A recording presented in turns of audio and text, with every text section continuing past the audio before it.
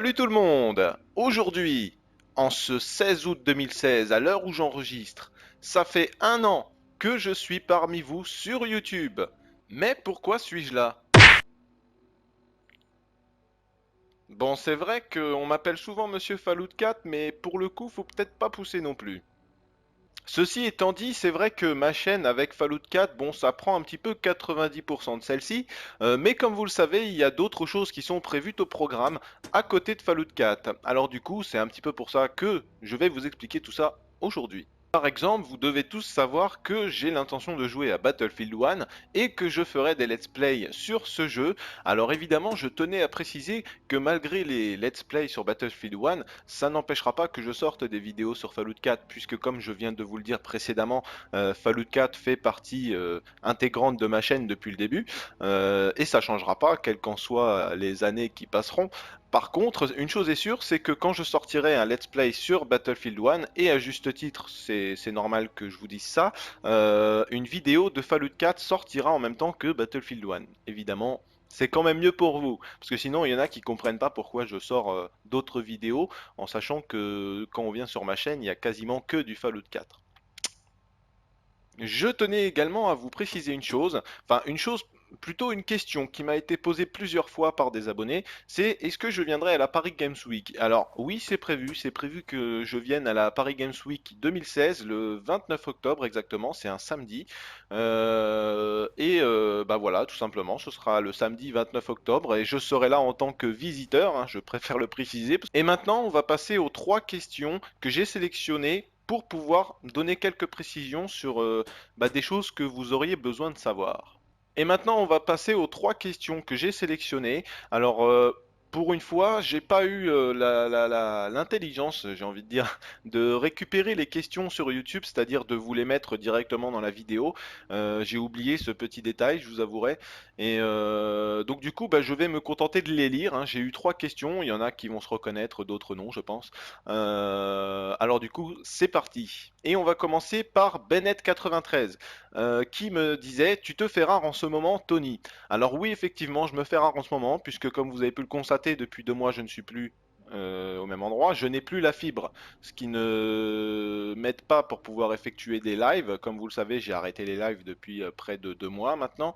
Maintenant, c'est vrai que j'ai plus la possibilité d'en faire tant que je n'aurai pas la fibre.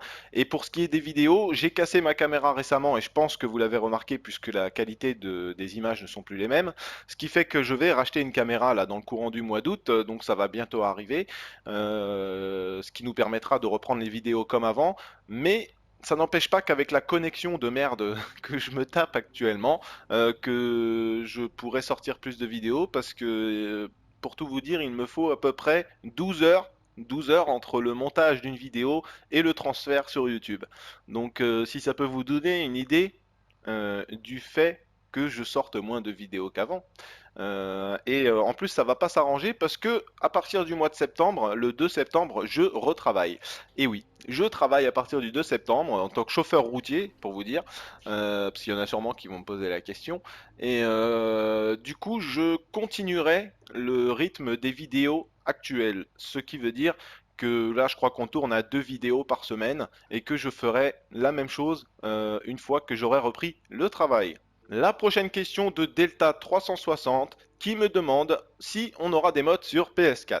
Alors contrairement à certaines personnes qui vous disent que vous n'aurez pas les mods, je peux vous affirmer que vous les aurez. Vous les aurez parce que j'ai encore eu un tweet de Bethesda la semaine dernière où il y a peut-être maximum 2 semaines, qui d'ailleurs va sûrement s'afficher dans la vidéo.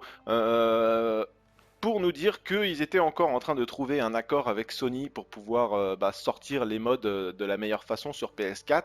Mais ce qu'il faut savoir, c'est que c'est pas Bethesda qui bloque au niveau des mods, c'est Sony. C'est Sony qui crée toujours des embûches et qui met des bâtons dans les roues pour ce qui est des jeux de Bethesda, parce que comme ils sont assez gros et que comme on peut le remarquer, les mises à jour font souvent plusieurs gigas, donc on va dire que ça plaît pas trop à Sony et que ceux-ci préféreraient garder de la place pour leur mise à jour à eux, ce que je trouve logique. Mais maintenant, bon, en sachant qu'on était bloqué à 900 MO de mode sur PS4 pour les intégrations de mode, hein, tout simplement sur la PS4 c'était bloqué à 900 MO.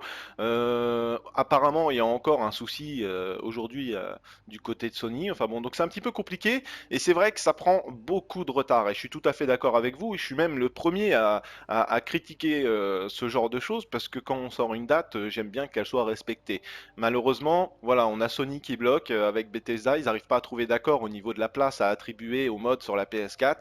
Donc on est encore en attente, mais je pense, et c'est pas je pense, c'est je suis sûr que les mods viendront, donc oui, il y aura bel et bien des mods. Maintenant, c'est vrai que bah, le retard s'accumule et qu'il y a beaucoup de personnes qui pensent qu'ils n'arriveront pas, que c'est un coup de marketing, etc.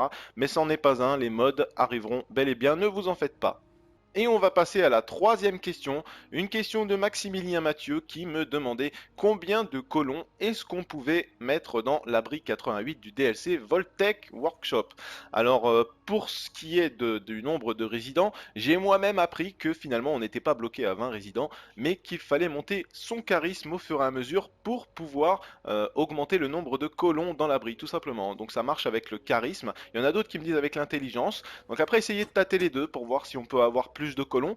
Moi, j'ai pas encore eu la possibilité de tester cette méthode. En plus, je suis déjà à 10 en charisme et je suis bloqué à 20 résidents. Donc effectivement, j'ai déjà vu d'autres abonnés pardon, qui m'ont dit qu'ils avaient 28 ou 30 résidents. Et en sachant qu'avec mes 10 de charisme, je peux avoir 20 résidents, je pense qu'effectivement l'intelligence doit également compter pour faire rentrer des résidents. Donc après, c'est à vous de tester ça et de me dire si on avait tous raison autant que nous sommes. Voilà. N'hésitez pas à me mettre vos commentaires pour me dire ce que vous avez pensé de ces explications et des réponses aux questions. Alors vous savez que je vais revenir dans pas très longtemps avec une analyse de trailer sur Fallout 4 pour le DLC Nuka World. Alors j'espère que celui-ci vous plaira. Et puis voilà, n'hésitez pas à me tenir informé de ce que vous pensez de tout ça. Et donc pour ma part, il ne me reste plus qu'à vous souhaiter un bon amusement ou un bon divertissement en fonction de ce que vous faites. Et je vous dis à la prochaine vidéo.